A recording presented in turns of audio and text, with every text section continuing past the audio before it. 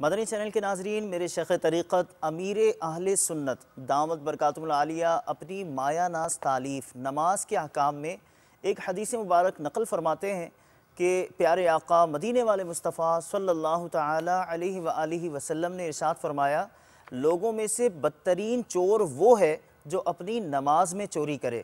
لوگوں نے عرض کی، یا رسول اللہ صلی اللہ تعالی علیہ وآلہ وسلم، نماز کا چور کون ہے؟ تو ارشاد فرمایا، وہ جو اپنی نماز میں رکوع اور سجدے پورے نہ کرے۔ جی، اور اس سے قبل والے صفحے پر شیخ طریقت امیر اہل سنت دامت برکاتہم العالیہ، یہ نماز کے احکام ایسی کتاب ہے جو گھر میں لازمی ہونی چاہیے، وقتاً فوقتاً اس کا مطالعہ بھی ہونا چاہیے۔ اس میں میرے شیخ طریقت امیر اہل سنت دامت برکاتہم العالیہ ایک آپ نے روایت پیش کی، اور ایک اور روایت میں یوں ملتا ہے کہ سیدنا امام بخاری علیہ رحمۃ اللہ الباری فرماتے ہیں کہ سیدنا حذیفہ بن یمان رضی اللہ تعالیٰ نے ایک شخص کو نماز پڑھتے ہوئے رکوع کو دیکھا، جو نماز پڑھتے ہوئے رکوع اور سجود پورے ادا نہیں کرتا تھا۔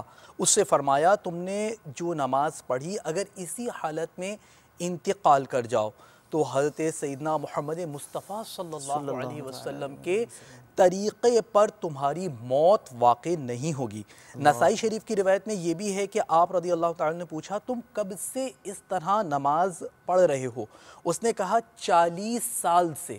اللہ اکبر۔ اس نے کہا 40 سال سے۔ فرمایا، تم نے 40 سال سے بالکل نماز پڑھی ہی نہیں، نماز ہی نہیں پڑھی، اور اگر اسی حالت میں تمہیں موت آ گئی تو دین محمدی علی صاحب الصلاۃ والسلام پر نہیں مرو گے۔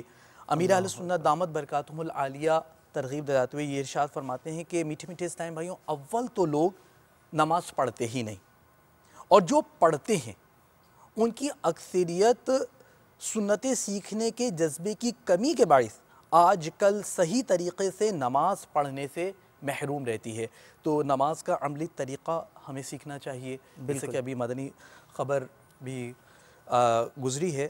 نماز کا عملی طریقہ سیکھنے کے لیے مدنی قافلوں میں سفر اختیار کیجیے، مدنی قافلوں کے مسافر بن جائیے، اور دعوت اسلامی کا مدنی ماحول یہی سوچ اور فکر فراہم کر رہا ہے۔ اسی ماحول سے وابستہ ہو جائیے، انشاءاللہ عز و جل دین و دنیا کی بھلائیاں نصیب ہوں گی۔